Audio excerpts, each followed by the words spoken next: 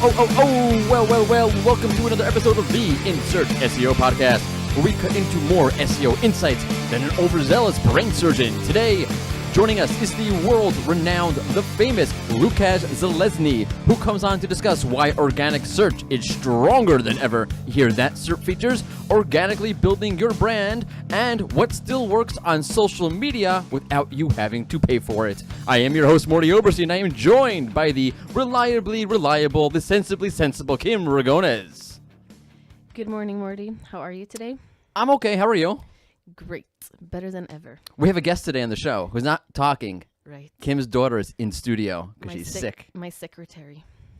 It could be your secretary because she's sick. Yes. Get it? What a great joke. Before we continue, let me remind you that we put out a new episode of the In Search SEO podcast each and every Tuesday. You can find it on the Rank Ranger blog. You can find it on SoundCloud. You can find it on Stitcher, on Spotify, and of course, you can subscribe on iTunes. Please subscribe on iTunes. Thank you.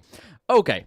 Well, before we get into all things organic, into the state of all things organic with Lukasz Zalesny, and in light of the recent talk about rank brain and neural matching and so forth, let's take a look at how it all impacts keyword research as we go in-house for the second week in a row. Okay, I want to sort of set the record straight here. Google's AI and machine learning, whatever you want to call it, is more machine learning than AI, whatever, okay, go well beyond rank brain. It's a drum I have been banging on for a while now. It also goes beyond neural matching. How do I know? Well, because Danny Sullivan talked about topic layers when he announced some of the 20th anniversary updates a few months ago. I personally think there's more than these three, just these three. And why so? Because it's so hard to pinpoint, because it's so hard to see each element at work. In other words, everything is so nuanced. It's beyond nuance. The way Google understands intent seems so diverse, so nuanced, so dependent on the circumstance. The nature of the query, the nature of the language used, the nature of the entity, and so forth, that there seems to be a whole wide array of AI elements at play. And that rhymes. I just made that up. That's awesome. Okay. Also, I'm a poet. You know that? No. Right. Yeah, me neither. Also, I used to write poetry, actually.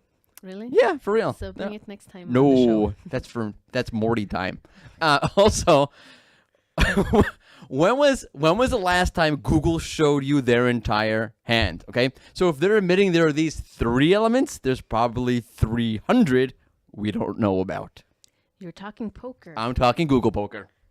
All right. So you're probably wondering how all this relates to keyword research. How did you know that? Because I wrote into the script. Uh-huh. Right? That would do it. That'll do it. I just broke the fourth wall. Okay, here we go. So from time immemorial, which I always mess that word up, but I got it right, okay? Keyword research has been about what? About finding the most advantageous keyword from the competitive perspective, from the maximum search volume perspective. Everyone's been on the hunt for high search volume keywords when and where you could, of course, compete.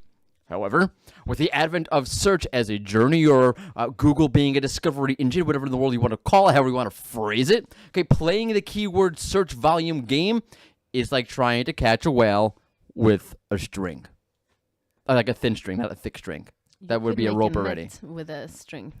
And is that personal experience from Sweden? No. You don't hunt, wait. We don't do that. You don't hunt whales? You know, well, okay, that's good, because that's a bad thing to do. Save the whales. Yeah, that was a big thing when I was growing up. Save the whales. Star Trek 4. Right. Mm-hmm. Okay. Where was I? Okay. So you have this whole thing of search journey, right? Search discovery. Okay, what I'm focusing on in this particular moment are the topic layers that I referenced a few moments ago. Okay, Google talked about this and all the rest that goes into Google understanding who and what an entity is on a new qualitative level, as well as knowing what fits and what doesn't fit within the concept, because that changes everything. Notice the topic layers, how Google's about understanding an entity, how Google goes about deciphering what relates to, what doesn't relate to an entity via the topic layer, and perhaps many undisclosed AI elements changes everything. Okay, we as SEOs, okay, we look at search very monolithically. Okay, and that's starting to change a bit, which is good, but we're not there yet. What do I mean by this? Okay, so we see a user and a search. We see the same user and the next search. We see the same user and the next search. We see the same user and the next search. And the next search. You get the point. Yes. I could go on. Should I? No, probably not a good idea. No? You sure? Yes. Okay, that's it. Final answer. That's it. Okay. I won't go. And they see the user and the next search. I did it anyway. Okay, sorry. I couldn't help myself. Okay, Google does not look at search this way. And Google says that users view search almost like a pastime in a way, as something to do, as something to become engrossed in. I don't know what you mean. Yes, you do. You do. Okay, have you ever just sat down with nothing better to do, or perhaps something better to do that you want to escape from? There's always something to do. That's right. Laundry. That you want to escape from. Yes. Right, I get that. I'm a laundry guy at home. I feel you. I don't like doing laundry. But it's better than washing dishes. That's my wife. That's our split. Good deal. Yeah, it's a good deal. I hate doing dishes. Anyway, okay. So you sit down. You have nothing better to do. You do one search after the next search after the next search. You go and look at this. You go back and look at that. You go and look at this because you're just trying to kill time, or you get clued into something. You get hung up on something. You find something really, really interesting. You just keep going and going and going with more and more searches. That ever happened to you? Well, I don't search so much on Google per se, mostly on Amazon or YouTube. So I guess I don't get You don't get the whole manipulated no, journey the same way. But no, YouTube is exactly what I'm talking about. Actually, that's great. Actually, okay. You know, you watch a video on YouTube and you watch the next one, the next one, and the next one. You're just like stuck in right. 3 hours pass by. You know what happened? Where are my kids? And why is the house on fire? Right, literally. Almost. Or almost right. But okay? also on Amazon. Right, same thing, right? You just keep going. Okay, that's exactly what I'm talking about, but an actual Google search. Okay, Yes. so search is not monolithic. Okay, I would say, and I very much believe that Google agrees. Okay, that search is more aligned to what I just described, to what you may more think about as being a YouTube search. Okay, than it is about isolated search events. Okay, so if we go with this for a second, okay, then Google offering you what you want for a specific search without trying to guide you to the next logical search, or that offering a segue to continue down to another search path, or if you want to call it, that would be silly if you didn't do that. Totally unaligned to how the user operates, okay, to what the user latently expects. So what does Google do? Search as a journey, okay? They use all sorts of a bag of tricks. I don't mean it in a bad way, okay? To push content avenues in front of your eyes, okay, in front of the user, so as to make, and okay, this just makes so much sense, okay? Google sees search as being this dynamic, involved process, then it's going to want to offer you dynamic and involved search options, okay? Thus, okay, now, okay, wait a second. Okay, so now, okay, now here you are basing your content generation off keyword research that's totally focused on high volume, low competitive keywords. Okay, that's monolithic, my friend. That is not how Google sees search. It's not how Google's about content placement on the SERP. It's about as relevant as stuffing keywords. To be very, very hyperbolic about it, I know. I'm trying to get your attention to make a point. Okay, thus, the keyword research process should delve into the full spectrum of whatever topic you're dealing with, much the way that Google does when showing results on the SERP. It's only logical. Okay.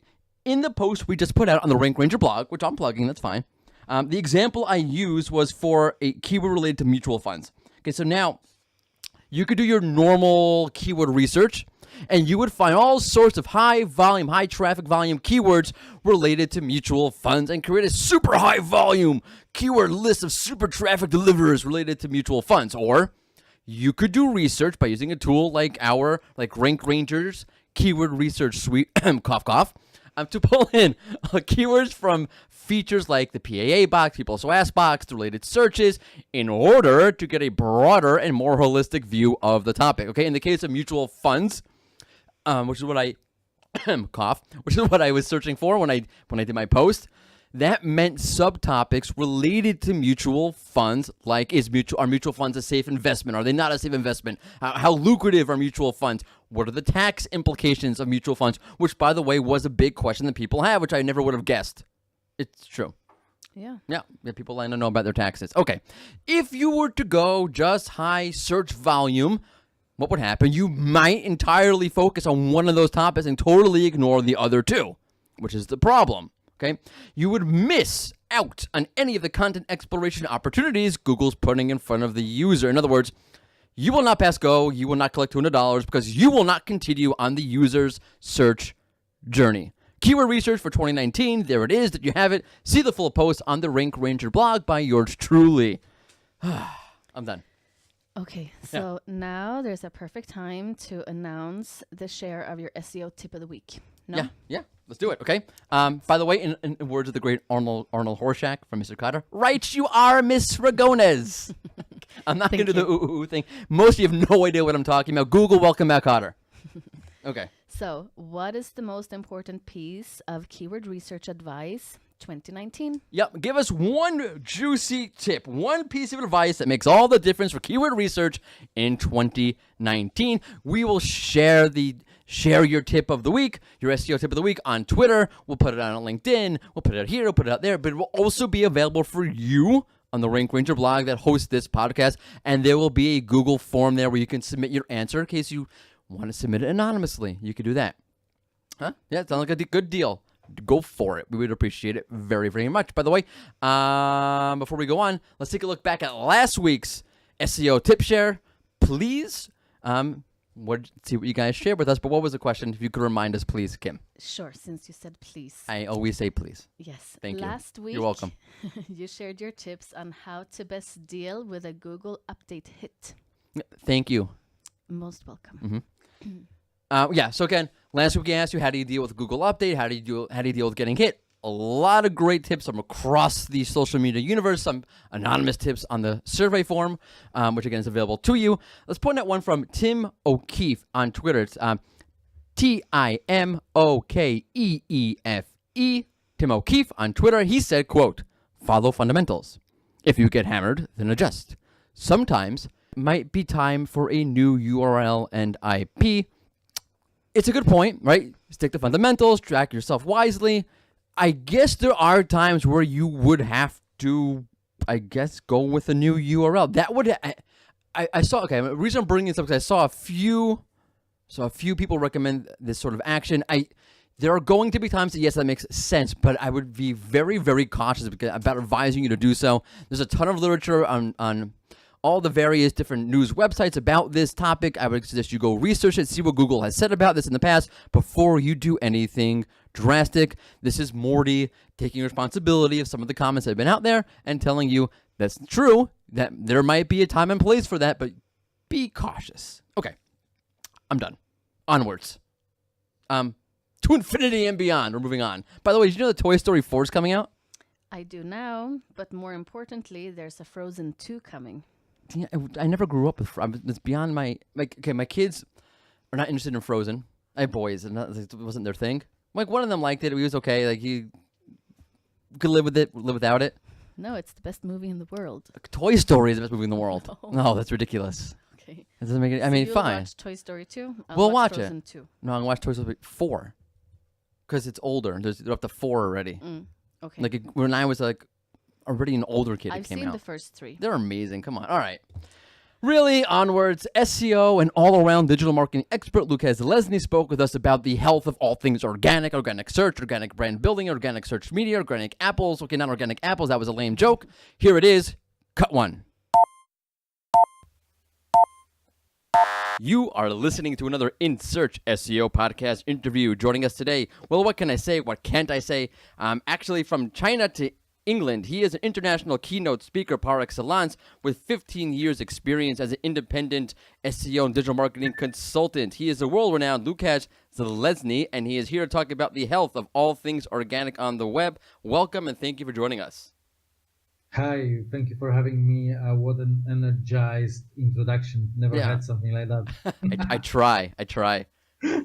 It's early in the morning. I got to get pepped up. So before we get going with everything, you travel all over the world. You speak at all sorts of conferences and all sorts of events. And the one common thing I see is the vest. You always wear a vest. No vest, no fun. No vest, no fun. That's my... This is my trademark. I even bought in India, where I'm right now, this Nehru jacket. I just need to see how it will go with my blazer, but waistcoat is like a must. Oh, it stands out and it's awesome. Okay. Thank you. No, thank you. All right, let's dive into the health of all things organic. Let's kick it off with organic search. So let me just ask you directly. Is organic search dying? Obviously, it's not dead. But in your opinion, with Google increasingly targeting users with all sorts of special SERP features and all sorts of filters within the SERP features, where do things stand with organic search? I think I would rather say that Google is dying, trying to push people into these things. Search is absolutely fine. You know, SEO is like Rolling Stones. Rolling Stones always saying that this is the last concert and there will be another five and they will be also last. So this year is the last year of SEO and there will be another five and they are also the last one, you know. I think we need to understand one fundamental thing. As long as people will be searching the way they do, you know, the concept of search, and the concept of search is way longer, exists way longer than internet and so on. People were searching way well before that in the phone books, and you know, and even before, and so on and so on. Then the organic search is absolutely safe. If Google will start to be too pushy with all that stuff around, people are just starting to fly away to other search engines, which is a natural process and it's already happening. And do you think it's already happening? Of course, of course. Otherwise, DuckDuckGo wouldn't be growing that fast. And even Bing, that you know, some people may laugh right now. I don't consider Bing that bad. I think they are doing good stuff, and I would always recommend people to use Bing Webmaster Tool. It's yet another free tool which can give you a chunk of very high quality data. Yeah, for sure. DuckDuckGo over the last 2-3 months, for sure. Just it's been all over the news, all sorts of data coming out that their search numbers are jumping up. In the meantime, though, what can search marketers do in order to stay afloat with Google using so many search features? Well, I think there is lots of opportunities still, and one of these opportunities featured snippets. So not these typical snippets we know that we can encode, and then if Google likes this code or likes the website, then we'll accept the stars and breadcrumbs and I don't know, product list and so on. I'm talking about featured snippet that Google purely on own judgment is deciding to show or not to show. I'm a big fan, and I remember when I was working in Uswitch, when I noticed that, I was thinking how I can get this on scale, and I started hiring someone who will be doing only this, and so on and so on and so on. Then we realized that there is one competitor in a very competitive market, UK price comparison website, that started also proactively trying to place their websites, their pages into the featured snippet. So this is just one example, and I think there is more and more examples that I've never been that busy. You know, you cannot imagine. I've never been that busy. I have lots of inquiries where I just need to say no because you know, amount of work, amount of resources that is needed in some cases is not worth. I'm saying, like, go for Facebook advertising, go for PPC. But on the other side, you know, I'm working with sometimes a very small but very niche oriented business, and that works so well. And these people are so excited, you know. Do you think, though, to harp back on feature snippets for a moment, so I have this theory, and you can tell me if I'm right, you can tell me if I'm wrong, I won't be offended, that going forward, say a year from now, 2 years from now, whatever it is, that feature snippets won't be the big win that we think they are now. Because it seems that, and we've seen this before, that Google has started using headings, like direct answer headings that seem to mirror direct answers within the feature snippet. That as time goes on, that large snippet of content that we get will become smaller and smaller, and then what you'll get instead are smaller, shorter snippets that more directly answer. They still come from a website, or there's still a URL there, but they're much smaller snippets. They're much more aligned to the actual query. And then there's no need for a user to go on and click that URL. Do you see that happening? Is that not going to happen? What are your thoughts? I think it's an element of bigger problem. It's a usage of third-party content, often without the consent, as a part of search. And I recently been reading that lots of people raise these concerns, especially, let's step back from feature snippet, the whole concept of AMPs, you know, that you're technically serving content from Google Cache. And there is no more, like, your server can be down and your website is achievable because it's been completely copied as a snapshot to Google infrastructure. So I think we will see featured snippet. If they will disappear, there will be something new. We may not know yet, but you see, if you will go back in your memory into 2009, and you will compare what you was looking at those days. And I know that there was no, many things didn't exist and they exist right now. But fundamentally, was this really that different? I Right. think it didn't change that much. Right. Yeah, I only asked because now it seems that there's I know Cindy Crumb's theory about Fraggles, where they're able to pull out and jump you down and pull out, instead of you looking at an actual piece of larger content, they're able to pull out smaller snippets of content. They're able to jump down to a page like they are. I don't remember if you saw about a month ago, there was a test where Google, for AMP URLs in the feature snippet, you jump to the page and it scrolls you down to the actual snippet of content on the page. It seems that they're trying to advance a little bit, but yeah, you're probably right. And feature snippets are probably around here for a long time. Let me jump to brand for a second. Yeah. So brand reputation, brand authority, it's more important than ever, just as it's not a cliche. I mean, it is a cliche, but I don't mean it as a cliche. With Google focusing more on entities, so the brand's authoritativeness, the brand's authority becomes more and more into focus. That said, can the brand build awareness and authority organically these days, or can it not do so? I think brand is very important, and my short answer is absolutely yes. I wouldn't come to any customer and say, like, you know what, brand keywords, this is not my cup of tea. I will be only pushing on generic and pushing traffic on generic. Google My Business is an absolutely fantastic tool, and this is part of the strategy I'm using every day. I'm also using brand trackers. My name and surname is quite, I'm always saying, like, when you have a Polish name, Czech surname, and you're living in London, what could go wrong? Everyone is like misspelling this, but it's a blessing when you realize that, first of all, there is not many people named like that, and second, there are brand trackers. So I'm using these brand trackers and I'm tracking where are mentions, and I'm also suggesting this to customers, and we're using this as a part of our linking strategy.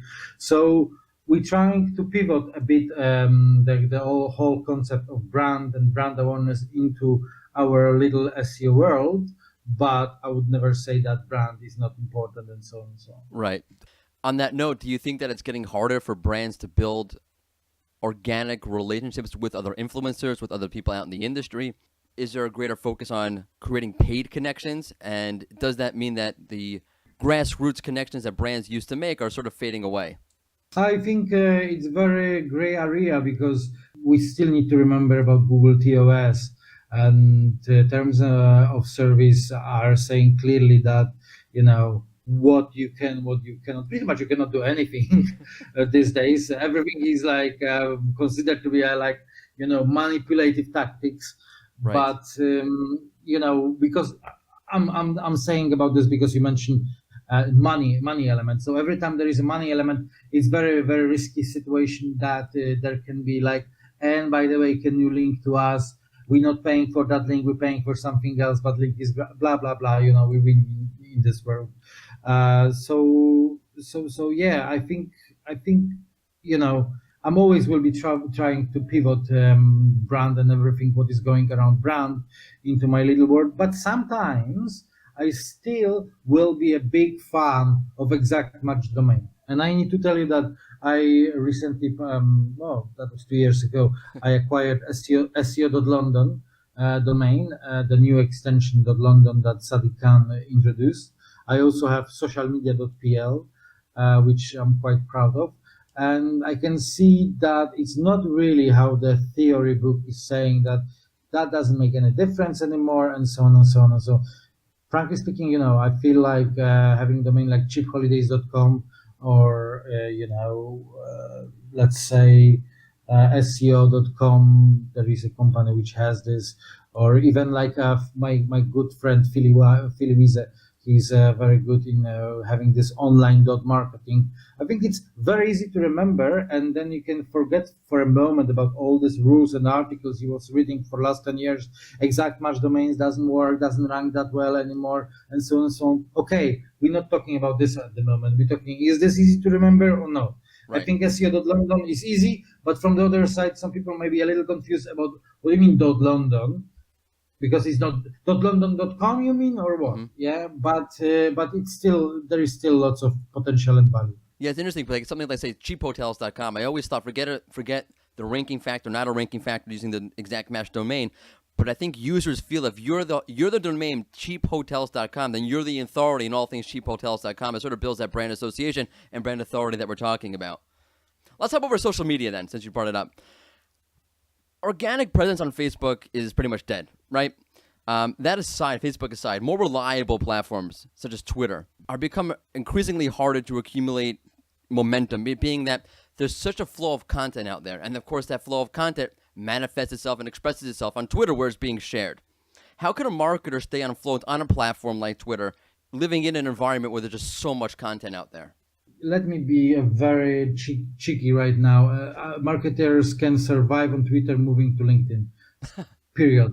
Like I afraid that if you would invite me in 10 years from now, then there will be no Twitter. I don't know that. For me, this concept is dying and so on. So Facebook, I have a massive problem with how easy is this level of getting into advertising and start bombarding me with this super low quality adverts. And I need to express this because every time I'm thinking about this, I'm inside, I'm boiling. Everybody's saying like, hey, I will tell you how to do 7 figures. Oh, you only need to sign to my automated webinar. And I'm like, yet another automated webinar. That's probably 103rd today. You know what I mean? And then, and then you because they targeting me because I'm matching the requirements or like the profile. The amount of pages I like. By the way, there is no intent on Facebook. All these adverts posted on Messenger, seriously. So that is my main problem with Facebook. I'm okay with Instagram, but then I'm going into LinkedIn and I have my peace of mind. I have there my leads. I'm meeting some people. I have a professional conversation. I know that sometimes people are there and getting to me with, hey, I'm selling blog posts, blah, blah, blah, blah, blah. Ignore it. That's the downside. Yeah.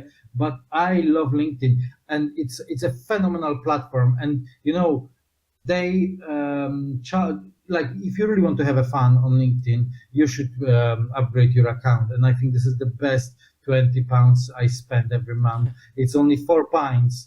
And I don't care to have like £4 sacrifice for one LinkedIn account. Tell them that I said that. It's all here. It's all being recorded. It's all here. By the way, yeah. I'm with you. I hate Facebook. I barely check it. Ironically, the only thing I ever do is with Facebook if I'm researching a product. So what I'll do is I'll keep clicking on the ads and it'll bombard me with the ads, which I want to see for now, and then I don't visit for another month. I really can't stand Facebook. How do you leverage LinkedIn, by the way, content-wise? What do you find works? I think this is another thing that makes me super excited, man. When I'm trying to be quite open. There is, not only posts about my SEO things and so on and so on. And by the way, I am targeting rather business owners, and they are really not that keen to read about that, how to crawl a website and so on. And that's something that we can talk between me and you and so on and so on. Business owner want to have a solution, yeah. Right. So I'm rather sharing something like, oh, take a look, yet another website I optimized for 100% in SEMrush. Would you like to talk about this and so on and so on? But I will tell you, like, when I become a British citizen in November 2017, which I was very proud of, I posted photo on my Facebook and photo on my LinkedIn. Obviously, on LinkedIn, I got 25,000 friends, followers, whatever we want to call this. And, the amount of response, engagement, comments, and everything was like overwhelming. And I'm not saying like it was only nice, but it was also like kind of encouraging that this platform is so alive, Yeah, it's funny. I started doing a video series. I retweeted out on Twitter, but I created for LinkedIn, and I find it does much better on LinkedIn. Absolutely. Yeah. And video, like you said, video is it's a great medium right now on LinkedIn. Also, the fact that they are monetizing on pro accounts from one way and can make cost per click relatively high to filter out everyone who have a £10 budget and will be talking to me like, stop doing marketing until you will not read that, then I'm I'm very, very grateful, because I feel like, at the end of the day, they can be a Google of social media, so they will dominate. They will absolutely dominate, because people at the end of the day want to do things in purpose. Okay, everything right now have a very short lifespan. Yeah. Snapchat that was like such a boom, and now no one is talking about this. Even kids right now here in India, there is a boom on TikTok. I'm writing article. Yeah, I was like, what? This is like music. We are a bit too old for this. Probably like You're 50 dating years me. old. Yeah. but like I bet next year I will come here and there will be no one talking about TikTok anymore. And LinkedIn is growing and growing. And I had a couple of slides, and again, I will paraphrase this because I don't remember. I think the moment when I was doing slides, it was a couple of months ago, there was 600 million accounts, and LinkedIn estimated that there is 3 billion professionally active people, and professionally active people that probably include even like a fisherman's or rickshaw drivers or Uber drivers somewhere in the middle of nowhere in India. And they kind of want everyone to have LinkedIn account. You may say like why they would like to have. That's important. That's definitely important. Your career is what gives bread and butter to your family, and definitely, Right. Yeah. I mean, I can go on and on and on about my frustrations with Twitter lately, and my liking towards LinkedIn, which is I wouldn't, if you would have asked me 2 years ago, I never would have said, yeah, LinkedIn is much easier for me than Twitter has become. Okay, listen, before we go, I have to do this to you. I have to ask you. I have a little bit I call optimize it or disavow it. I'm going to give you two options. Okay? Either they're really two good options and you have to choose one of these two great options and, of course, put one aside, or I'll give you two really bad options and you have to choose one really bad option. In this case, we're going to play optimize it or disavow it.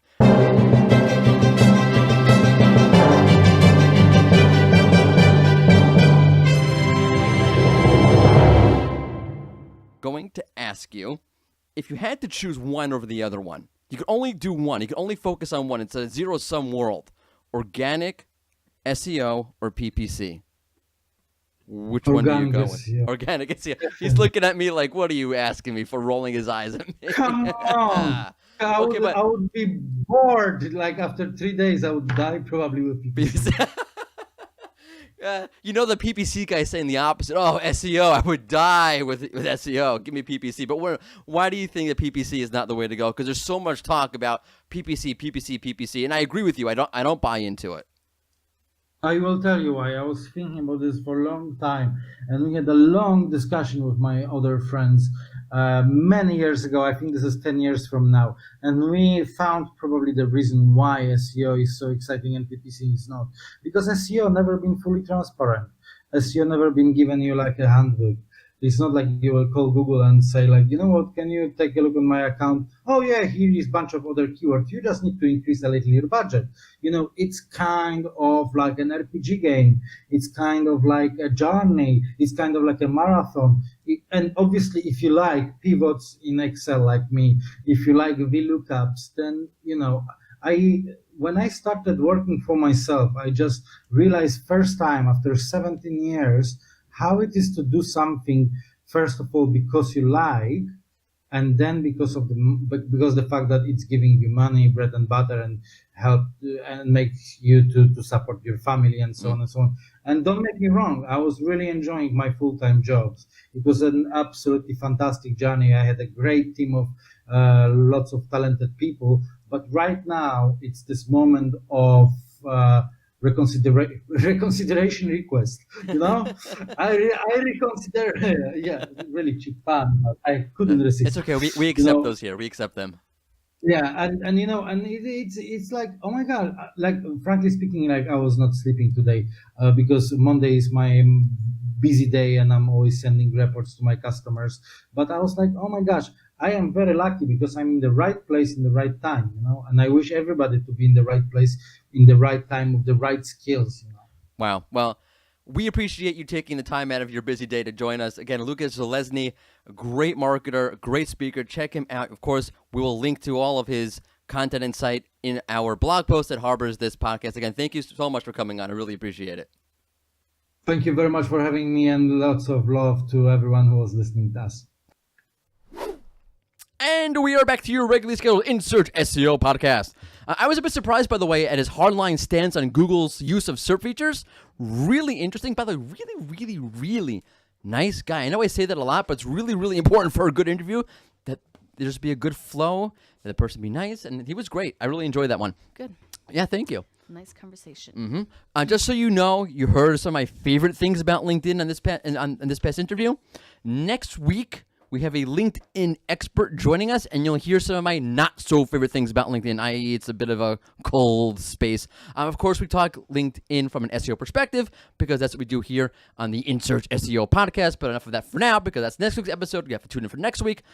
Right now, I'm craving some good old SEO news. Kim, please hit it with the news.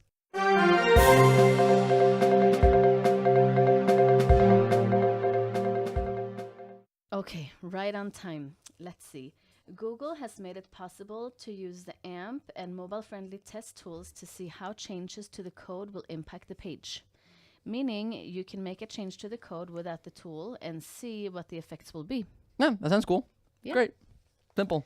Easy. Great. Yes. Okay. The info command that let you see the canonical URLs for a URL is going away. Instead, you will have to use the URL inspection tool. This means to see a URL's canonical URL, you will have to have verified access to it via Search Console. Yeah, so Google said this because people are not using the info command so often. I don't know. It doesn't sound right to me, but I guess I'll take them at their word for it. But there's a good chance there's another reason behind this. Okay, onwards. Google has added a feature that lets you see vacation rentals when looking for a hotel. The feature can be seen on mobile and is soon heading to desktop as well. So that's an interesting move. By the way, it makes a lot of sense to do this because why not offer those vacation rentals? Because there's, Airbnb is so popular. This is not entirely new. Google was testing this for a while, and it may or may not have been more frequent depending upon the market that you were in. But now it's officially here, and again, it's coming to desktop. It might already be there by the time you hear this podcast, so check it out. Yeah, maybe. Yep. Okay, last item. Last item is Google will be getting some more consistent conversion data. As of May 1st, Google Ads will offer cross-conversion to all attribution reports. Also, Google Ads Editor has replaced AdWords Editor. Well, that's about time since AdWords has been gone for a while, and that Google Ads has been around for a while. But okay, great. Thank you very much for the news, Kim. You're most welcome, Morty. I hope you will please do it again next week. It's very likely. Okay. Well, with the news being done and our time drawing near, you know what time it is again. It's time for our fun SEO send-off question.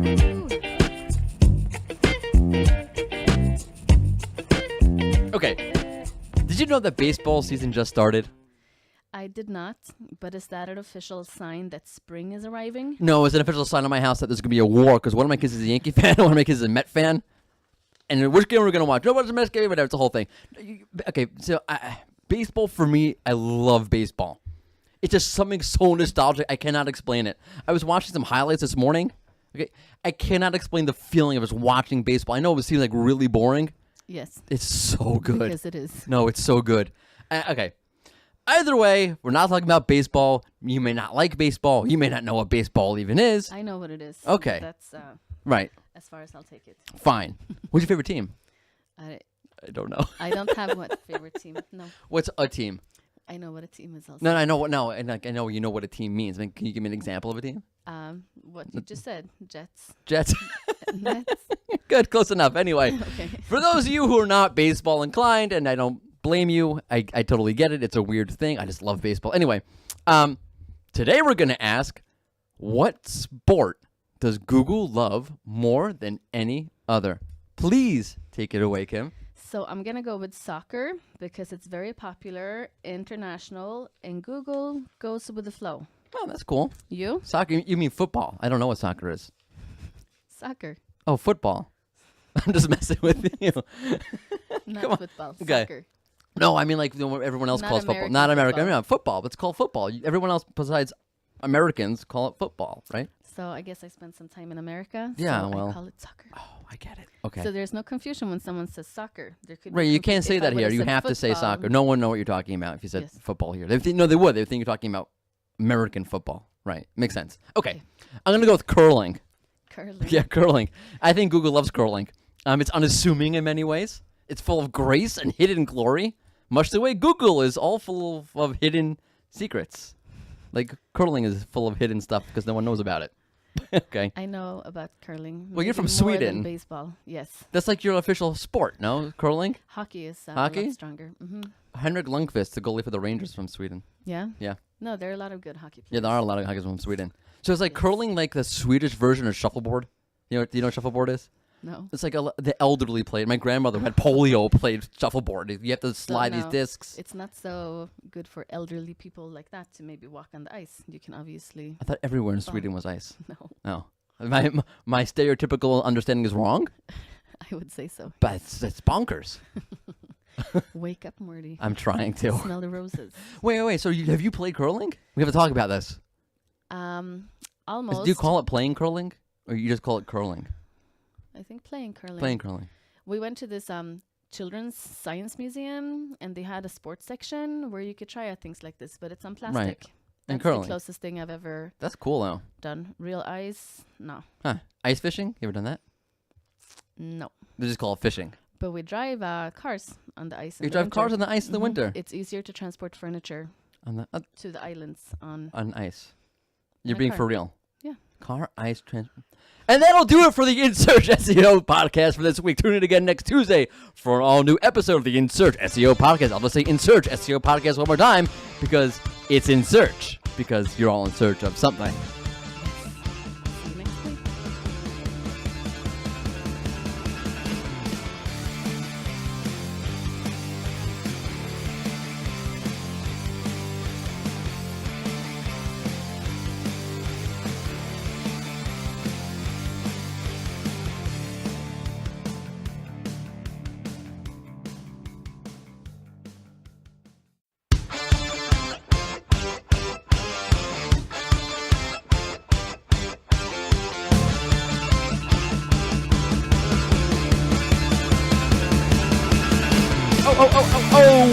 Well, welcome to the InSearch SEO podcast. We jump into SEO insights like a college kid does an open bar. This week, LinkedIn expert Yoel Israel joins us to talk what you can do to get your LinkedIn profile and your business LinkedIn profile on the Google SERP, getting your LinkedIn content noticed, and how to make your LinkedIn profile more linkable.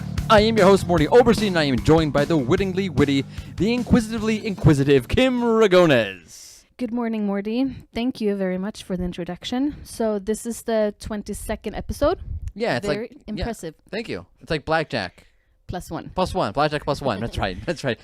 Blackjack is 21, not 22. But it's like blackjack +1. I Close hate enough. game. Yeah, I'm really terrible. I've only been to a casino one time my entire life. It was like my honeymoon. Went to Niagara Falls. It was like 12 years ago already. So I walked into a casino. I got a drink. I played a slot. And I'm like, this is totally boring. I'm out of here. Good. Yep. It's So I better- have no gambling issues. I have a million other issues, but not gambling. It's better this way. I guess so. Okay, before we go on, do not forget, we release a new episode of the InSearch SEO podcast each and every Tuesday. You can find it on the Rank Ranger blog. You can find it on Spotify. You can find it on Stitcher. You can find it on SoundCloud. And of course, do not forget, you can subscribe on iTunes, which we would appreciate. Anyway, let's start this off with a hot topic in SEO, Google updates. Not because it's what's hot in SEO. That's a different segment, because this is another of Morty's pet peeves.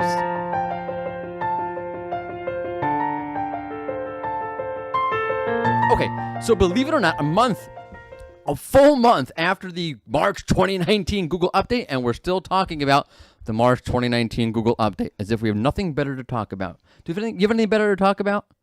Yeah. Yeah, but we're not going to do it, because we're going to talk about the update. Which to me is crazy because, as I've pointed out numerous times, the March 2019 core update was as big, was as impactful as your everyday unconfirmed Google update. Okay, I don't see the whole world freaking out when one of those rolls out, at least not like this, which just goes to show you. Anyway, as part of our continued and over-exaggerated coverage of the update, some folks had some crazy conspiracy theory as to why Dr. Pete of Moz didn't write up and list the winners and losers of the March 2019 core update. Okay, one idiot, and I've never called anyone an idiot on this show, and I never will again. This guy was an idiot. Okay, one idiot even supposed that the good doctor was taking money from Google, and that's why he didn't do the write-up. Okay, it's probably true, and all my encounters with Dr. Pete have led me to think that he is a dastardly deceiver, okay? Obviously, I'm being completely sarcastic, okay? To paraphrase Captain Kirk from The Wrath of Khan. Nerd alert. Yeah. To paraphrase, thank you, the great Captain Kirk from the great movie Wrath of Khan, of all the souls I encountered on my journey into the SEO community, his is the most human. It's, by the way, that it's like people don't like William Shatner's over-exaggerated overacting. I love it. To me, that's like one of those. You have to watch the movie. It's the second movie, the second Star Trek movie. And they're shooting the body of Spock out into space, and Kirk's giving this eulogy, and he's on the verge of crying. His is the most humble. It gets me every time, which is pathetic. Anyway, if anyone is not playing games, it's Dr. Pete, who I have found to be one of the most honest people I've ever had the pleasure of interacting with within the SEO community. But that's not what I have come here to talk about. So please tell me and all the listeners what you came here to talk about today. William Shatner and Captain Kirk, obviously. I thought it was something else. Oh, yes. I came to talk about winners and losers. We are obsessed with knowing who won and who lost as a result of a Google update. This past update was the first time I have ever listed winners and losers, and it will be my last time. I promise.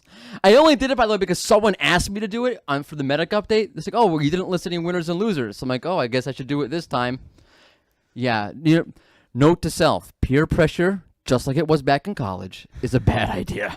Anyway, I said it before, and I will say it again. I hate doing Google update data. First off, because everyone twists what you have to say. For example, during the Medic update, it was, Morty, the update didn't target the health niche and YMYL sites. I'm sorry, did I actually say that it did? Or did you even bother reading what I wrote? Okay, by the way, reading my tweet doesn't count. Okay, you have to read the whole post. And I know you're not reading the whole post because y'all liked it and reshared it 3 seconds after I posted it. I didn't do it. I know it was you. I'm looking at it like, you see the fire in my eyes. It was you. I know it was. You have all those burner accounts. Okay.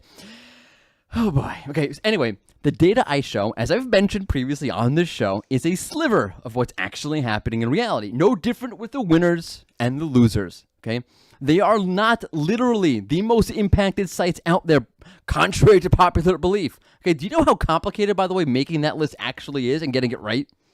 Probably takes a long time, at least. Yeah, okay, it takes a long time. That's true. It does. It is annoyingly long. But okay, let me go into this. Okay, and I'm not calling anyone out here in particular. And it's easy to make a mistake, and I will be the first to admit I'm sure I've made my fair share of mistakes. Okay, but I cannot tell you, even this past time I saw this. Okay, in particular this past time, how many times I've seen a list where I've said to myself, I know that site. And I'm not sure why it's listed as a winner or a loser, because it doesn't make any sense. Okay, I analyzed that site, and I didn't put it here. Why is it here? It's there, okay, because it didn't win. Let's say it won. Okay, let's go. It's a big winner, this site.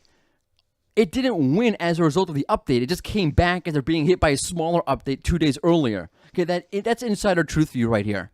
Sometimes people put these sites on lists without looking at their larger visibility / ranking context. In other words, you have a site that was hit by an update that rolled out 2 days prior, like, for example, the March 2019 core update. There were a few updates prior to this one, right? There was one in the end of February, the beginning of March. For example, some of the sites that I saw go up, which I did not put on my list, were actually pushed down by one of the end of February 2019 updates, and then pushed back up with the March 2019 update. Is that a winner? No, it's not a winner. It's just covering its losses from 2 days prior. It went down 2 days prior and then went back up now. Big winner. Great. So a lot of the times these lists don't take into the larger picture of what's actually happening in the ranking universe for the particular website. Okay. Now you'll ask me, is there ever a time we should have winners and losers? Is there ever a place for a winners and losers list? Yes. Really? Yes. Okay. The medic update is a good example. Okay. If, we see that the most dramatically impacted sites all fall within, let's say, the health or the finance niches, okay, that's a good indicator that there's a trend within the update. Okay, looking at a site or looking at a bunch of sites can help you see themes for sure. For example, during the March 2019 core update, there was no observable theme to the sites that were impacted.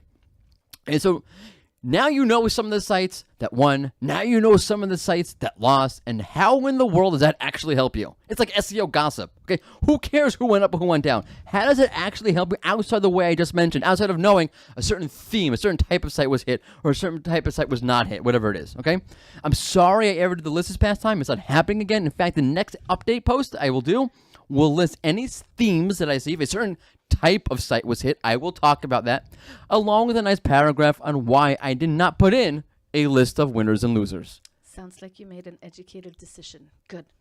I try. I've learning from my mistakes. That's what it's all about. It is. Okay, let's skedaddle away to a new topic then, shall we? Who says that? Skedaddle? Okay, Mrs. Meschenberg, my third grade teacher, said skedaddle. She, by the way, she was like a teacher for like 90 years. I'm not joking. She taught my uncles. My grandfather had a huge, I think has a huge crush on her. I mean, she wasn't 90 when he had the huge crush on her. I mean, there's anything wrong if he did, but whatever. Does your grandmother also like her as much as your grandfather? I think my grandmother would have been happy with the idea of him skedaddling. Just to be honest. Let's be honest and call a spade a spade. TMI. Anyway, as I said, let's skedaddle to our interview with Yoel Israel of Wadi Digital to see how you can get that LinkedIn profile of yours onto the SERP. Cut one. It is time for another expert to join the In Search SEO podcast. Today, we'll be talking about an important topic that goes well under the radar. It's hardly talked about, which is why we have Yoel Israel, the founder of Wadi Digital, about to join us to discuss SEO for LinkedIn. Welcome, sir. Yo, thanks for having me, man. This is going to be a lot of fun. My pleasure. So help me out here, okay? What is it that Wadi Digital does? What do you folks do? B2B technology companies, they need leads. 80% of B2B leads come from LinkedIn. We are absolute experts in bringing in leads, nurturing leads, that brings you all the way through the funnel, including closing those in the funnel, decision makers, influencers, and to help your salespeople close. Everything A to Z, helping people close using LinkedIn ads, Google ads, SEO, thought leadership on LinkedIn. Awesome. So since we're going to talk about LinkedIn, tell me a deep, dark, dirty secret about LinkedIn that nobody knows. Okay, there's actually a lot. Well, one big deep is there's an insane amount of bugs. If you're not extremely active on LinkedIn, like that, you're not familiar, you're not seeing these bugs.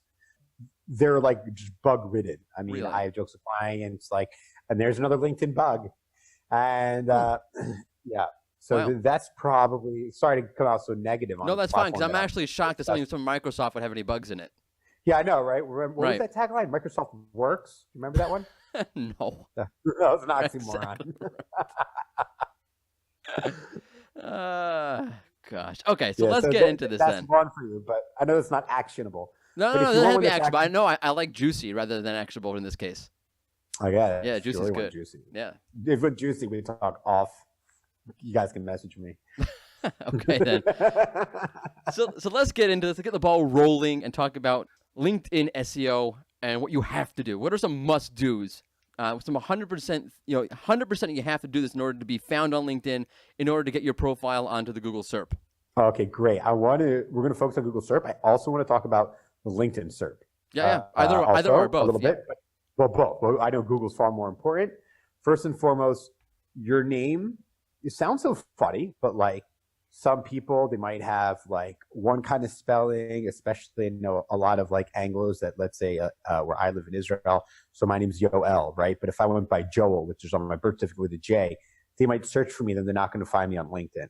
So it's important, if you want your LinkedIn profile to show, first and foremost, is you need to have consistent spelling of your name. So however people call you in other workplaces, you need to also have on LinkedIn. You want to have consistency across your social profiles. That's an in general rule. That also goes, if you can, but totally not necessary, like your handles in Twitter and Instagram and Facebook or LinkedIn, right? You've got LinkedIn/in/your profile name. You should try to keep them as consistent or as simple as possible. That's just a good rule of thumb when it comes to social media and being able to be found easy.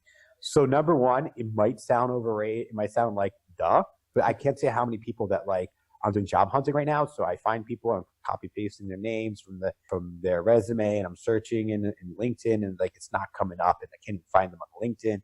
It's a different spelling, predominantly first names, Right. especially if they're foreign names, if they're non-Anglo names. They're difficult to find searching with English characters. So that's definitely one thing. The other thing, which is probably, in my opinion, is 90% of LinkedIn about your profile is your job title. Now, I'm going to talk about this from the Google SERP, and I want to talk about this from within LinkedIn's profile, not just searching, but also browsing. So when someone searches for your name, a bunch of things will come up, among them your LinkedIn profile, and often your job title will show up too. It will say like LinkedIn profile, your name, and all your job title. So that's important. But to brand yourself, you want to do something different. If let's say you're an SEO expert, you don't want to write SEO expert. There are so many SEO experts.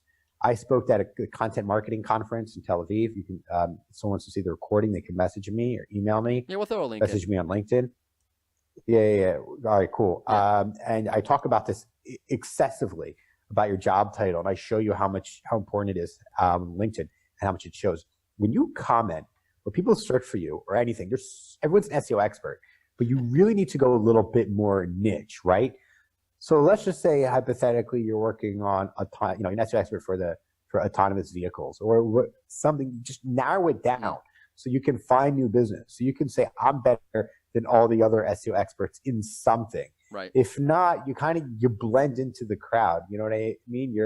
It's like a bunch of zebras. You know what I mean? They all camouflage against each other, so no one stands out. Right. By the way, if you put in SEO expert, I completely ignore you and think that you're not an SEO expert.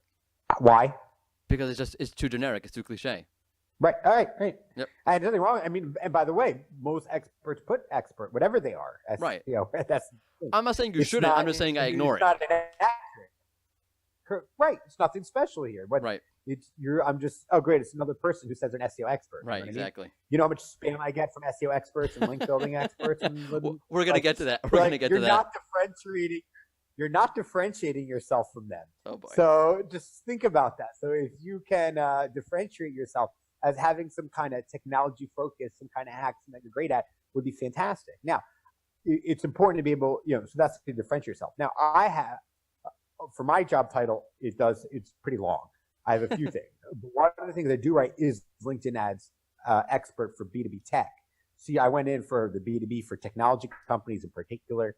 This is where my strength is. Also, you search LinkedIn ads expert, like in quotes, in LinkedIn, very few people show up. That's not something that's dominated. There are very few people that are experts at LinkedIn. LinkedIn as an advertising platform is news, not the word, but let's say premature. So these things are all very, these are things to keep in mind.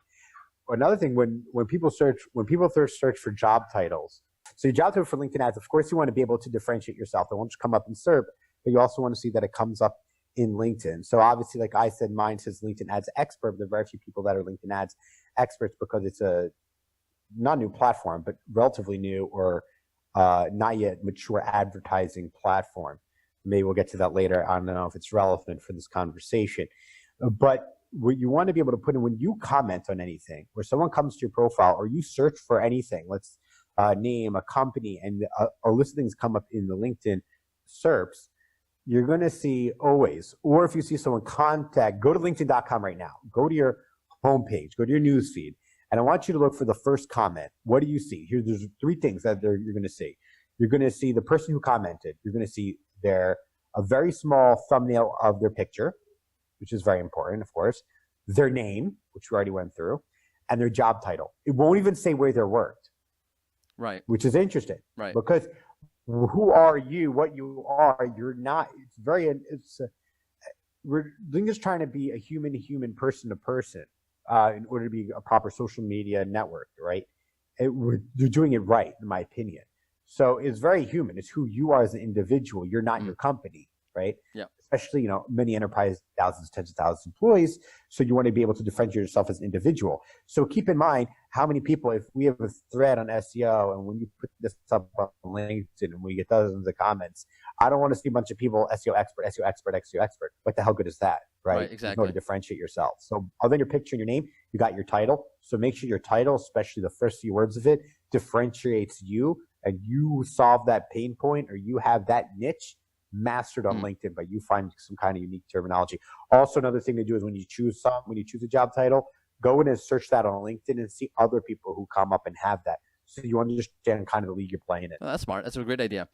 Before I go on, by the way, I want to point out that for all our SEOs out there who don't really focus on LinkedIn so much, and why you should, I should have done this before, but all right, it's fine. Google, one of the top sites, I think it's one of the top 5 sites that Google crawls consistently is LinkedIn. I think it's Facebook, LinkedIn, Wikipedia, and there's another two I don't remember off the top of my head. Those are the top sites that Google's constantly recrawling. So what you do on LinkedIn, the changes that you make matter. Okay, with that out of the way, what are some of the common oversights? What are some of the mistakes you see people looking at or making on their LinkedIn profile, particularly for brands? What are companies doing that they shouldn't be doing, or maybe they're overlooking when they create their brand page on LinkedIn? When creating the page or the content that they push? Oh, both. Okay, fine. So let's start with the branded page. I find that it's actually very straight simple. If you go through the steps, what they ask for, and you go through, I think it's great. It's fine. It's excellent. What I recommend for a brand to do when it comes to setting up your profile is show a little personality. Remember, it's LinkedIn, so professionalism, offer to help, things like that. Tell people to follow you. These are just a little bit of personality. Don't be boring. Don't be too corporate. Right. Okay. Corporate is fine. Corporate's appropriate on LinkedIn, but don't be dry. Okay. That's regarding the business page. But more on the post is there are a few things. Hashtags are really taking off. Right. So, or they're starting. You have to understand LinkedIn's pushing here. They're really pushing a community. When I post on LinkedIn, I get many more views when I use hashtags. So first and foremost, it's important. The other thing is you've got to share something that's not you, not yours, and keep your audience in mind. People that follow you don't care about another piece of gated content. They don't care about another one of your dumb webinars. They don't care about, oh, look, pictures of you, come view our table, you know what I mean, at this conference in Vietnam, because your followers aren't going to a conference in Vietnam likely, right? You need to go, all these things, I don't say you shouldn't do them, but the fact that this takes up basically like 90% of companies' feeds is an issue. One, try to do at least one of every 5 posts should not be related to your brand, to your industry. 2, keep in mind your target audience, who follows you, what other things are they interested in. There's got to be a crossover. Do you know what I mean? Right. So you got to keep that in mind. So like, for example, our clients are technology companies, right? But we do marketing and advertising. We don't just post marketing and advertising. We'll post about technology. So, and most of our clients are in Israel. So the tech here in Israel is huge. There's the second biggest acquisition of a technology company in Israel, Mellanox, was purchased for $7 billion a couple of days ago. We shared that. We didn't write about it. We gave someone else the source, other credit. This is important things that people want to know and we want to talk about. You want to be able to think of who your target audience and what other things they're doing. So if my clients, if they're mostly, let's say, marketers at technology companies, maybe just talk about just a little bit of productivity tools, team management, right? These are a couple things you can throw in one set of every several posts. Another thing is post some blogs that are relevant, and don't just throw a little interesting in there. Throw little tidbits. Throw a little like in the text above the content that you share. Be interesting. Most people lack personality, and most people are scared to lack personality on LinkedIn.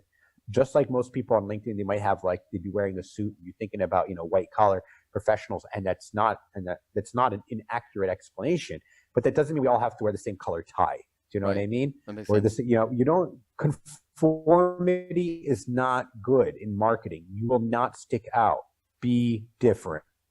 So let me ask you about hashtags, because hashtags are a big thing on LinkedIn now. One of the things I have a hard time with personally is, how do you know what hashtags work?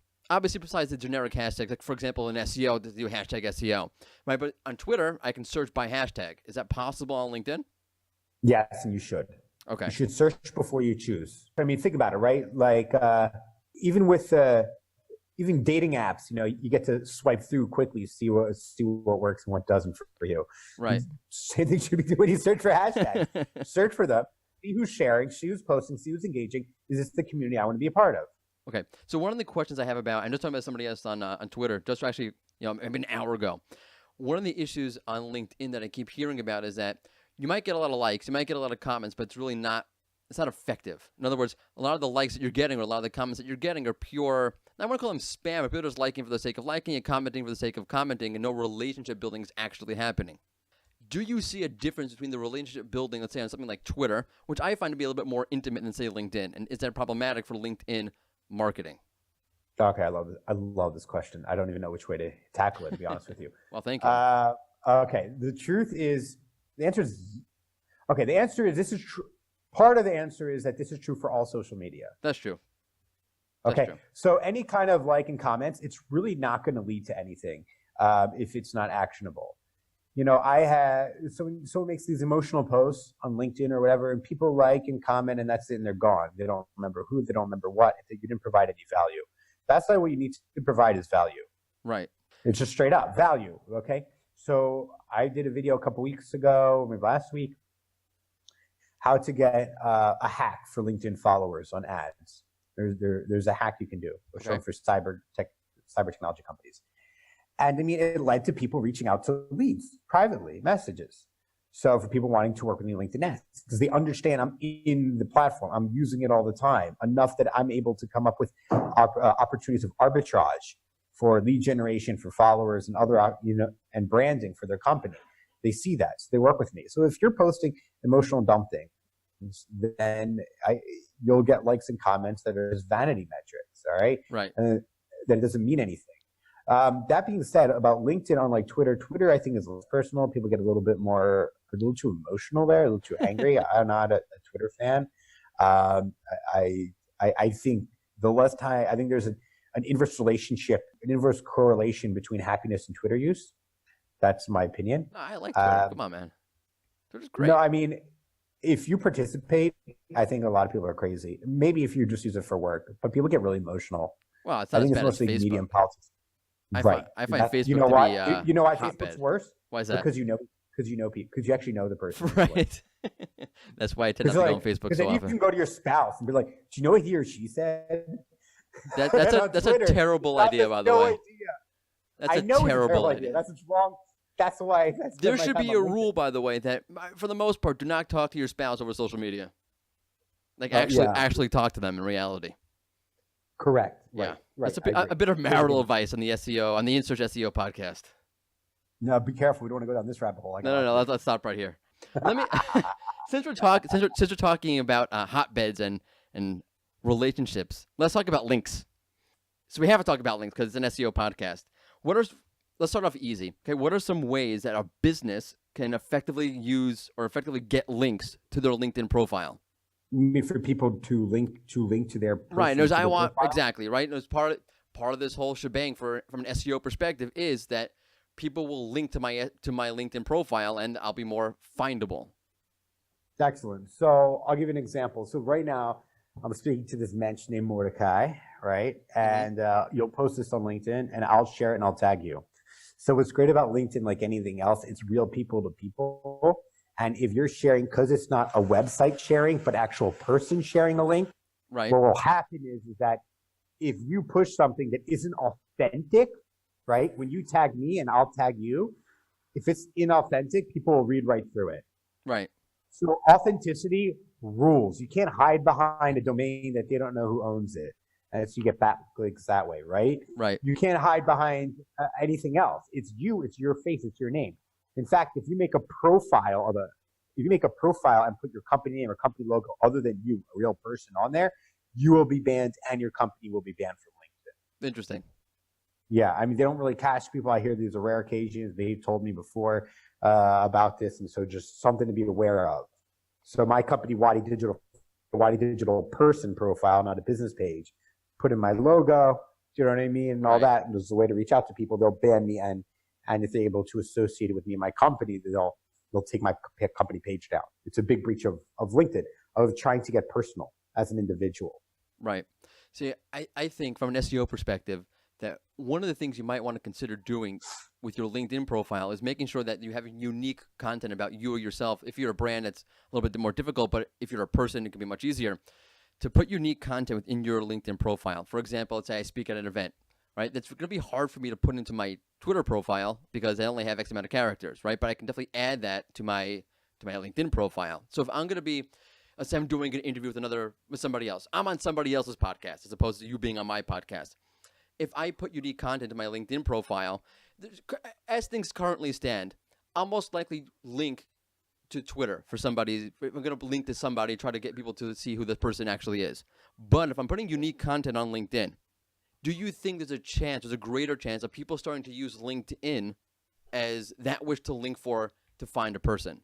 In other words, from an SEO perspective, one of the issues is that we want people to link to our LinkedIn profile. Otherwise, LinkedIn becomes, to a certain extent, possibly less relevant, let's say. Now, one of the issues is that what would give me incentive to link to a LinkedIn profile versus a Twitter profile? The only thing I can really think of, unless you can tell me otherwise, is that my LinkedIn profile can contain more content and unique content relative to my Twitter profile. Right? I only have X amount of characters to describe who I am on my Twitter profile, whereas LinkedIn, if I speak at an event, if I wrote an article, if I did X, Y, and Z, I can put that into my LinkedIn profile. Do you see LinkedIn profiles being more linkable going forward? And on the one hand, Twitter might be better. Let's say I'm doing an interview with you. I am doing an interview with you, right? And I want to, unless it's all a dream and a figment of my imagination, which it could be, but all things being equal, it's not. I'm going to need to tell people who you are. So I'm going to link to, let's say, your Twitter profile, or I can link to your LinkedIn profile. Give me some tips that you might do, some strategies you might take to get people to link to your LinkedIn profile as opposed to, say, your Twitter profile. Ask them. Yeah. Hey, can you make sure when you post this, you tag me and my company on LinkedIn? Right. So people will know if you're a good listener if they see that you tag that. Yeah, you're probably right. I mean, the issue is that's really all it is.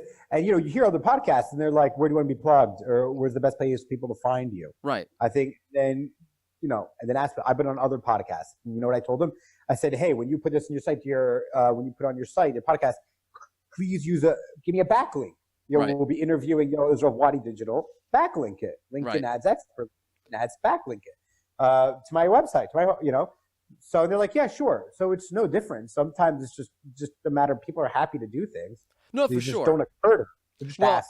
It doesn't occur to them, I think, because Twitter's a more natural place to link to because there's more interactions, more personal. I can see when I link to your Twitter profile, I'm seeing your thoughts. Whereas I link to your LinkedIn profile, I'm seeing who you are, and it's a little more, let's call it bland, right? I'm basically seeing your CV. That's what separates you and everyone else from me.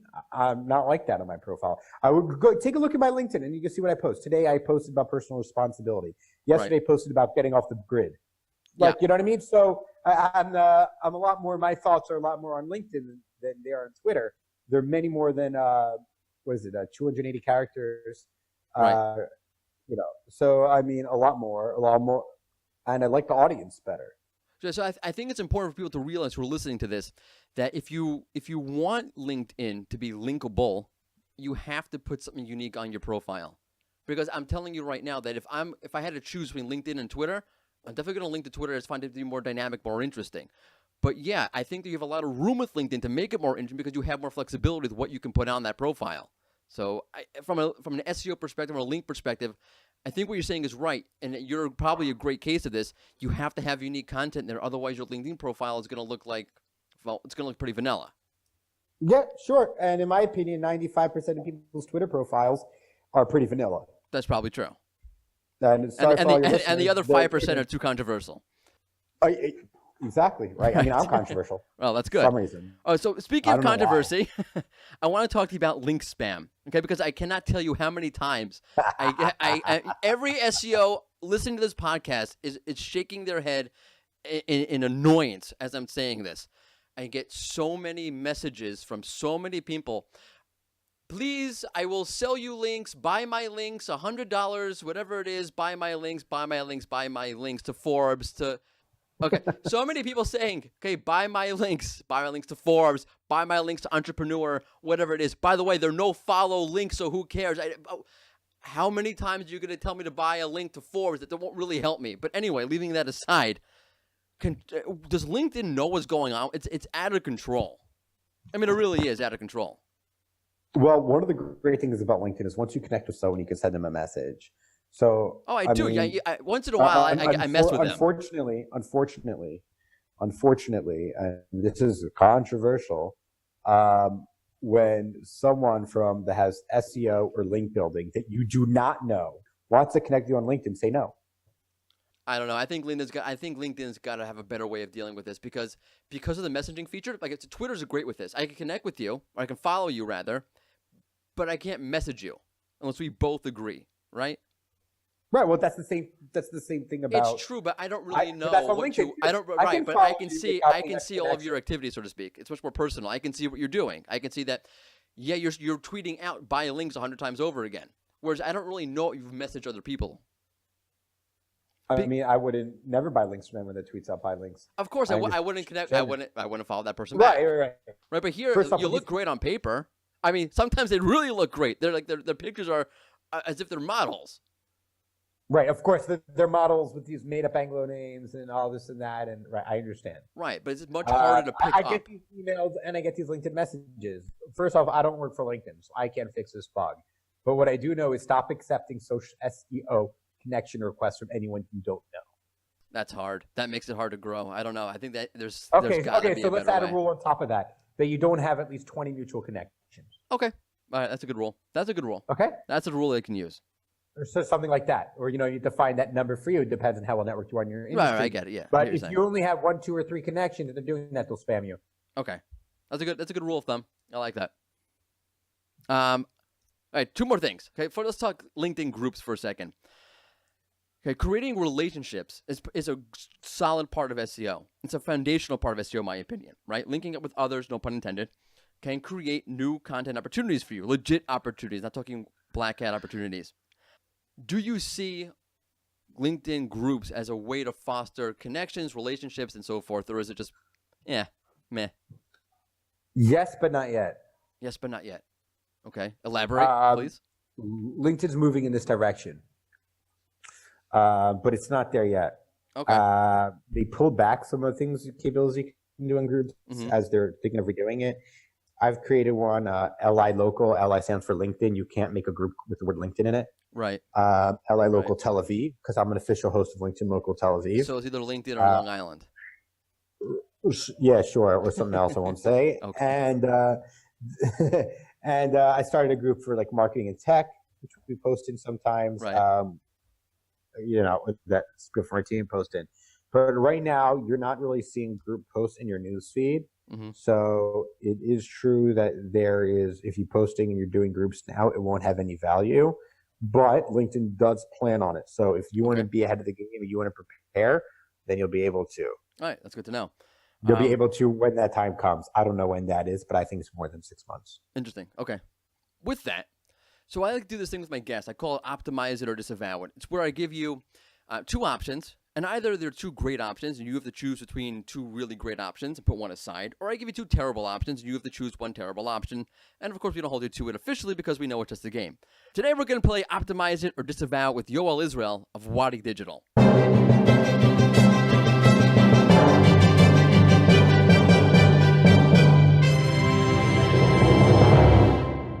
So I'm going to give you the choice. You sound excited. You don't know what the options are. It's going to be terrible for you. No. All right. Well, all right. Go ahead. I sound excited about it. I'm excited about it. So are we going to – can you hear me over this construction? No, I hear you. I hear you fine. Are you doing construction while we're doing a podcast? I like personally? Are you doing – Yes, I'm building a closet. That's an amazing – It's an amazing feat of multitasking right there. That's right. No, right. Okay. So you have a choice between SEO optimized LinkedIn profile where you focus only on job titles or focusing on creating LinkedIn articles. You can do one or the other, not both. Either optimizing your LinkedIn profile for the Google search by focusing on really optimized job titles or creating LinkedIn articles. Can I ask a secondary question? Does this mean if you only do LinkedIn articles, does this mean that you don't have a job title? It means that your job title doesn't exist or it sucks. It sucks. So it's bland. Let's like It's SEO bland, expert. right. Okay. Or But guru, there's a big SEO difference. guru. But you're getting worse. Yeah, I Don't know. say ninja. Oh, come on. I'm like a ninja. Articles. Articles. Okay, why? You can't just say article. You got to tell me why. Why do you think? I'll tell you why. I'm asking you. All right. I was just seeing what your thoughts were. As someone who's not a. I'm not a curious LinkedIn what- expert. But that's why I'm interested. I want to see how other people think about LinkedIn. I would have gone with the job title. So Right. So the job titles are good within LinkedIn, but off of LinkedIn regarding SEO, definitely think those articles are going to be crawled okay. much more than, let's say, your job title. That means beyond people searching for your name or your job title, people will you'll be coming up for your search for other keywords that might show up or the title of your article that you posted. Oh, excellent. And then more people will find you that way. Right. The reason why you have to have some job title, you need some form of print reference as the author. So then you can get more leads that way through LinkedIn once they read it. So I would definitely go with the articles. Awesome. Because, by the way, what good is a great title? What good is a great title if you're not actually engaging? If you're not commenting on posts, people don't see your title. Oh, If that's you're true. not Only not so that when you show up, when someone does a search for your name on Google, that you show up with your LinkedIn profile showing up.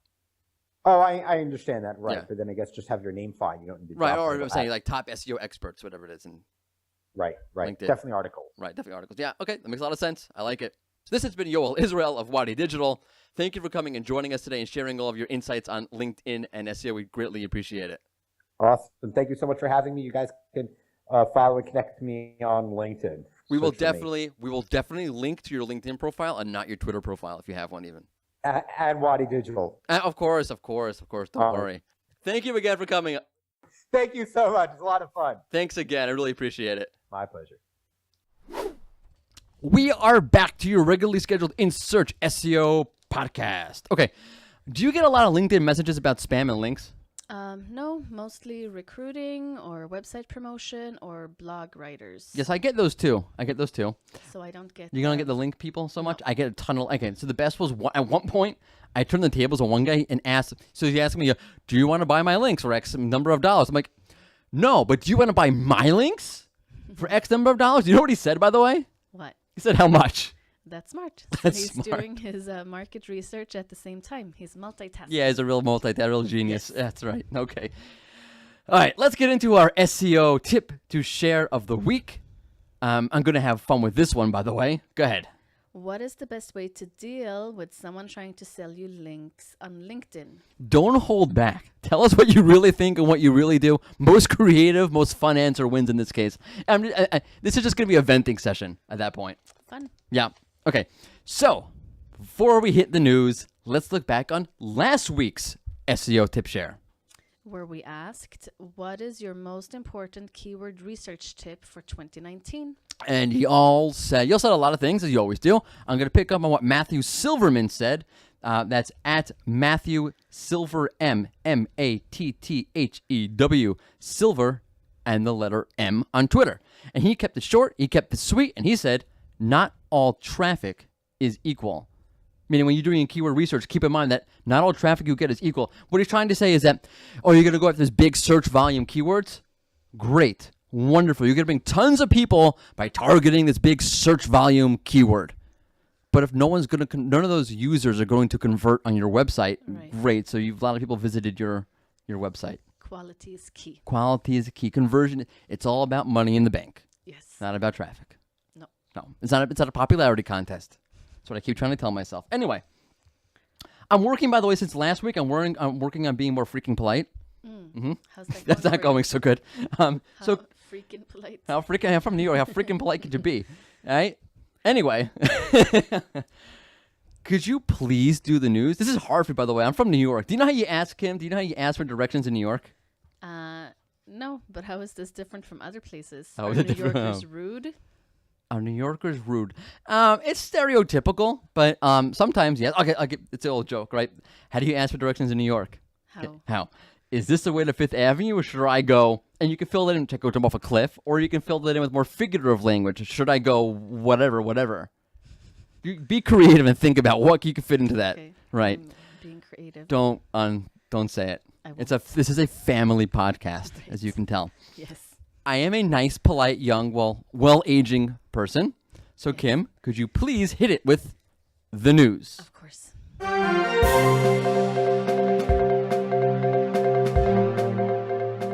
Google's podcast app is upping its transcription game. To make podcast shows more findable, Google is going to transcribing shows automatically. Yeah, which is really interesting. First off, I find that really interesting only because it could be, right? Okay, but first tip they offer is don't speak fast, okay? Because if you speak too fast, Google won't be able to transcribe what you're saying. So if you speak as fast as I'm speaking right now, That will it's be going to be hard very, for very you. hard for Google to write. So I'm telling Google as a polite person, I'll speak as freaking fast as I want to. So nuts to you. I'll speak as fast as I want. If you can't transcribe it, your technology better be better. Anyway, I think, by the way, and I have a video I did last week about this, this is less to do with finding podcasts than it is about taking content that Google had no access to previously, i.e. audio content, and making it available to Google to put on the SERP. In other words, now that Google knows what's in there, it can put it onto the SERP. So I would imagine, prediction, SERP features will have audio features. There's a lot of word features. Or you will have unique audio SERP features showing up on the SERP because now Google has access to a ton of content it did not have access to prior. So think about it like that. Okay, onwards. There's speculation that some of the local results Google is offering through Google Home are coming from sponsored ads. A Reuters article said that when looking for local vendors like a plumber, the results may include vendors that are part of the local service ad program. The problem is that according to the news outlet, Google is not disclosing when its results align to these ads. Told you so. Told you so. Go back to episode 15, I believe it is, with Sergey Alikov. And towards the end there, towards the end of the show, towards the end of the interview rather, okay, check out what we said there, because I will not repeat myself. You can tell the future. Sometimes. Good to know. Yeah, for example, if if my grandfather listens to this podcast, I'm going to get in big trouble. Yes. Right. Okay. That's a good thing. He has no idea I even do this podcast. Anyway. Google has synchronized the mobile SERP and Google Assistant, at least as far as rich results are concerned. Now, much of the schema markup that brings up rich results on the SERP shows up with Google Assistant results as well. Yeah, so again, that markup you're doing is now doubly potent. It'll show up in mobile search results and it'll show up on the Google Assistant screen, which is probably irrelevant because I think that these screens are sort of, you're doing a voice search to get a screen answer, but okay, fine. Anyway. Google says that the results of its speed update have been positive. As a result of the search engine's efforts, it appears that slower sites have become 15 to 20% faster. Well, good on you, Google. Yay. Yes, good for you. I'm glad that worked out. I'm happy things are faster.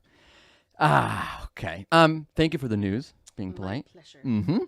And now, since time is running out, we're going to have to move on. Or as Sean Connery would say, the game is afoot. It's time for the fun SEO send-off question. Do you like my Sean Connery impersonation? I didn't even notice, but I think I said doing Sean Connery. I didn't even notice. I didn't even listening to you. it was the best one I heard today. Really? How many of you heard today? Well, one. But you didn't even hear that one because I didn't even hear it. I heard. Listen here. Do it again. Listen here. The game's afoot. Okay. I'm going to sit back. I'm going to ask you a question. And we're going to talk like Sean Connery for the rest of the show. I lost it. It was good while it lasted. Anyway, here we go. Okay, since I brought up Star Trek earlier, I can't stop. Since I brought up Star Trek earlier, I'm going to go full nerd.